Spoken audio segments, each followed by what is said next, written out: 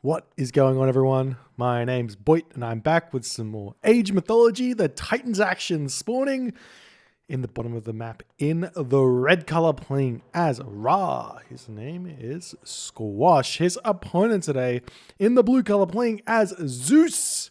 It says his name is Odysseus. He also goes by Ulysses, and that's what we're going to stick with for this game, as the map is Tundra. I have a glass of wine in my hand, and I'm ready for some excitement on this very auspicious of days. I was recommended this game by the old Twitch chat Aroonies. We do have a cheeky issue already as we launch into this game. We've got a Ra versus Zeus with what we like to call an exposed gold mine. Say it with me, ladies and gentlemen, exposed gold mine. What does this mean? This means we have to place a Skadi mining camp here, because I think this tundra tree is kind of in the way to place it on the right side. A little bit funny, but it is what it is. You can't really place it on this top side given the fact that there needs to be a wall. You can delete this tree if you were unaware, but you do need to gather some gold before you delete it because you're on 0. Such is life. Such is life. Relics here, we do have the Bow of Artemis, and we've already got Ulysses moving in with this Katoskopos. Checking out the gold mine, saying, juicy. Give me this gold mine. Give me this game. Free win. This is what is running through Ulysses' head right now. As soon as you see that gold mine, you go, oh, I can make hoplites and toxotes, and I can just click on this position. And how does he get gold? No gold means no army, which means no way to defend, which means GG. That's how we do.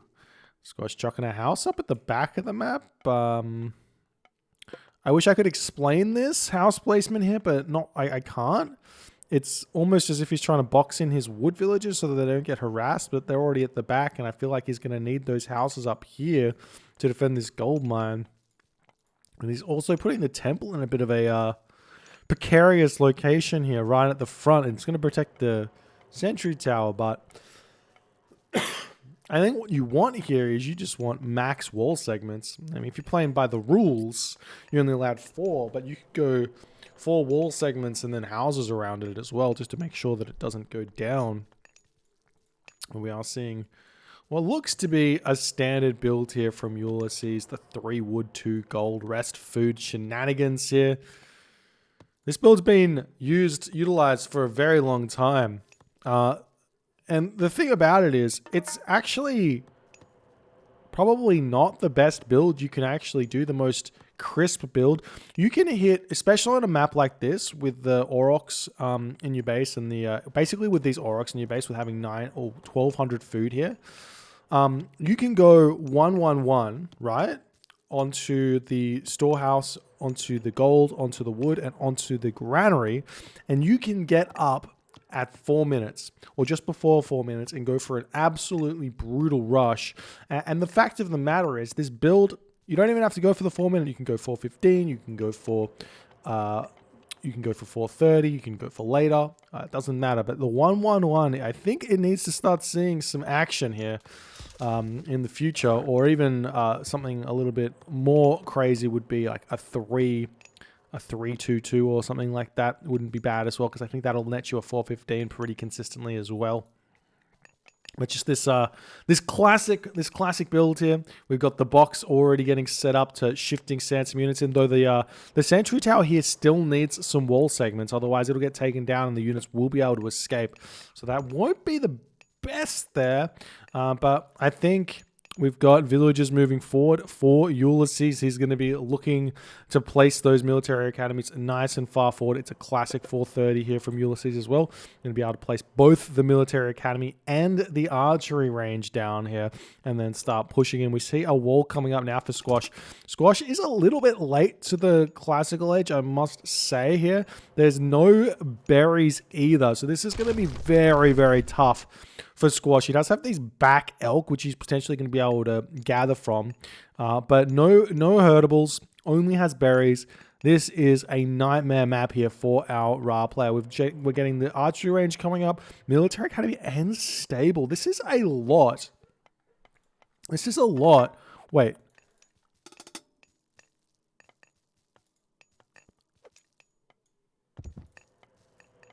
How does he have... He's like instantly got the food. He could have hit like a 6-minute, 15-second heroic time here. One more villager, or 6-minute 30 heroic age time here. This is wild from Squash. He is facing... This is sort of what I recommend as well. I was going to talk a little bit about the options for Ra. One town center fast heroic against the Athena rush with Ra is sometimes enough to hold on, but you need to get to the heroic age really, really fast because you want to chuck that Migdol stronghold down just about here behind your tower, defending your tower, your house, your walls, your temple, all that good stuff. And you're going to see the units start piling in here. This armor is not going to go up. All you need to do, all he had to have done there is take the Pharaoh off of the food here and over onto the armor. He would have had that one up and been able to advance. But now we've got the units ready to push in there. Is this wall here. And Squash is probably going to get pushed off this gold mine. But if Squash gets to the heroic age here... If Squash gets to the heroic age here, it's not going to be the biggest of issues. So long as he can get that extra 400 gold, which he already has, that means he can put up... Oh, and there's the shifting sands here to bring these units in. But like I said, this watchtower will simply just fall there. Wadjet and the Pharaoh will help out to take this one down. But if you can get to the heroic age, all you need to do is chuck everything onto wood after you get pushed off this gold mine, and just build a market and start trading, and you'll be completely fine. We do have 500, nearly 600 gold in the bank here. And imagine if Squash was simply heroic age right now. I feel like he could have been, and he would have been completely fine. And we see the hoplites trying to get out of here, but they will get sniped by the Pharaoh and the Wadjet. The temple not going down just yet. The tower is going to be enough to hold on to it. This house does go down though, and then that's possibly going to be the watchtower falling as well. We see a lot of wood getting gathered here. The Pharaoh moving forward. Might want to consider bolting this one. The problem here is the Patsukos. How is he going to save that one? He can jump it straight into the rock, or put it straight into the temple here, one of the two. We'll see what his options are, but it's looking as if the watchtower will go down as Ulysses is pushing in on this location, and the tower does fall here. And the Hathor just about to pop the Squash as the temple goes down. There it is. And where is the Migdol Stronghold? Going to go right in the back in town center fire range. You got the Patsukos here. And the temple, the Migdol will go up. I don't see a market up just yet. Definitely want to throw that one down as soon as you possibly can, because that will allow the trade of wood for gold. And at this point, you can see you're getting 70 or 69 Lamau, 69 wood or gold per 100 wood, which is completely fine. There's the market, and the chariot archers will start coming out. Ulysses being a little bit reckless here with these units. Once you get to this point, after the Athena rush where you pushed back and your opponent's gone to the heroic age like this, you need to back off. You need to stop making units, and you need to get town centers and wall up the map.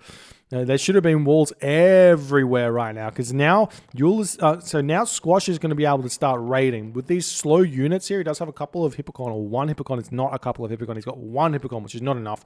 But because there's no walls on the map, Squash can simply just roam around here looking for villages and getting snipes. You can also snipe the Toxotes here that are out of position. Really nice play. Good micro there from the Chariot Archer with a 5.5 speed.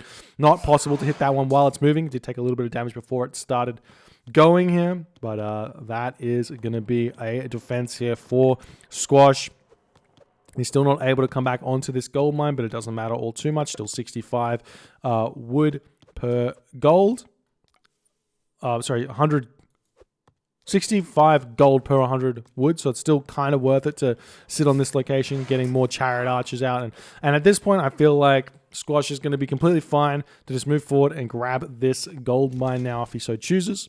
He's pumping up villages fairly consistently here. We've got 31 laborers to 34 Greek villages, so a small advantage for Ulysses as we got the chariot archers moving forward. There's the villager looking for walls, but too little, too late. Squash not paying attention. He does spot these villagers here. That's going to be a big pick off here for for Squash as 2 villagers get sniped there. We've got some more military buildings coming in. The Wadjet does get sniped off here. The Patsukos in the back doing a lot of damage here. That helps out so much.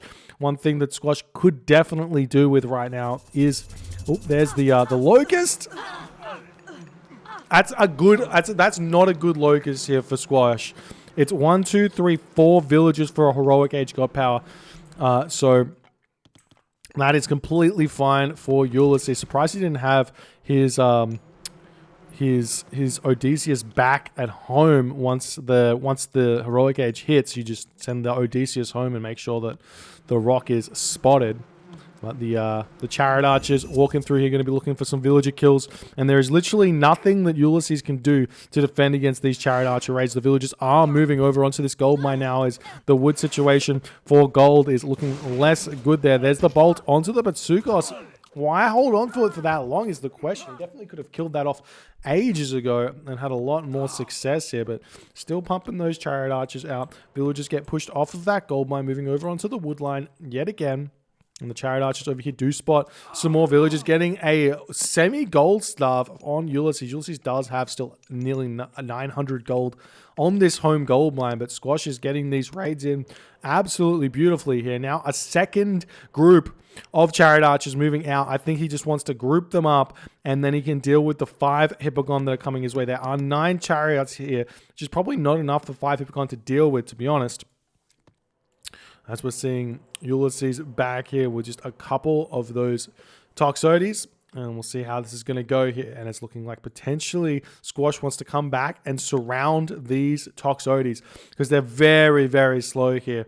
At this point in the game. Super slow units, very easy to get sniped. The Chariot Archers coming in do reveal themselves to the line of sight of those stables, of those military buildings, I should say. We see the Odysseus getting targeted down here as the Hippocon's chasing a couple of our Chariot Archers over here, and then snipes the Odysseus, retreats back, is trying to snipe a Hippocon. A nice micro from Ulysses to pull away as Squash now moving forward. He's going to actually take out these Hippocon nicely over here very, very quickly. Does lose 1 Chariot Archer for a Hippocon. Completely worth it. 2 Hippocon go down and the rest of them will fall as Ulysses, not paying attention on this location, does decide to start microing there. And then Squash is going to be looking for some more villager kills here as he is still trading wood for gold at this point. He's at a nearly full population. He does have a restoration that he's going to have to deal with. And at this point, I think it's worth it to try and sneak up a hill fort or a Migdol stronghold over here. And meanwhile, we've got villagers on the Aurochs over here. We do have a rain as well. These villagers making their way over here. It looks like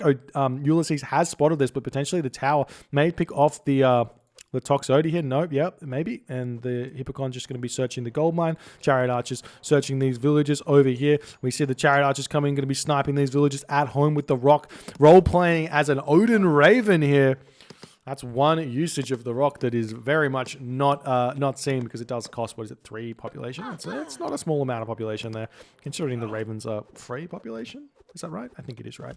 Anyways, we've got the Archers coming in, sniping down these units here. We do have the Migdol Stronghold getting empowered. This does increase. I believe the Priest is 100% as well. 100% building damage. It doubles the arrows coming out of the Migdol Stronghold. So if you're ever wondering whether you should put the Pharaoh or the Priest on, they both actually give 100% bonus damage for your buildings.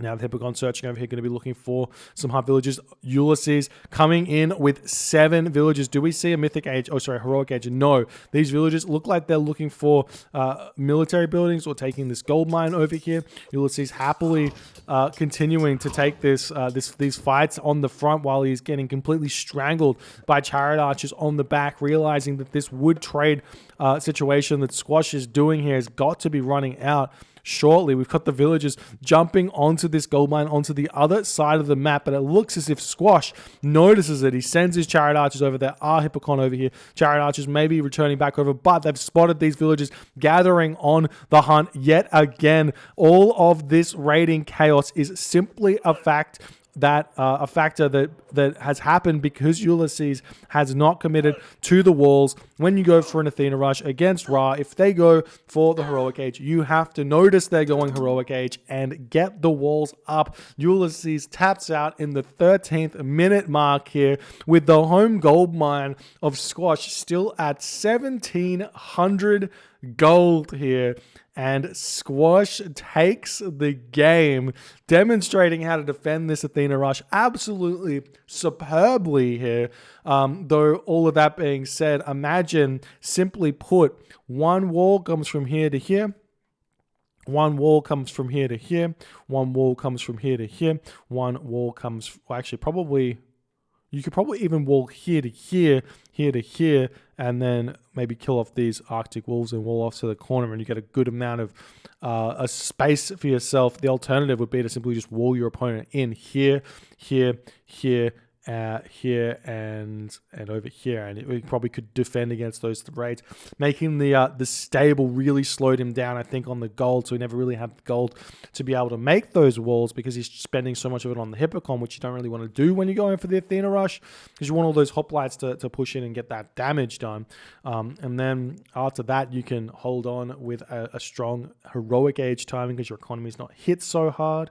But this was a fantastic demonstration from Squash. If you guys enjoyed this game, please consider hitting the follow on the Twitch. If you're on the YouTube, hit that subscribe button, and I'll see you guys in the next game.